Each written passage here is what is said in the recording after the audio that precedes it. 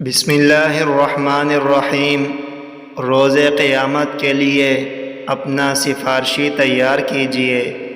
عن علی بن ابی طالب رضی اللہ عنہ قال قال رسول اللہ صلی اللہ علیہ وسلم من قرأ القرآن واستظہرہ فأحل حلالہ وحرم حرامہ ادخلہ اللہ بہ الجنہ وشفعه في 10 من أهل بيته كلهم قد وجبت لهم النار۔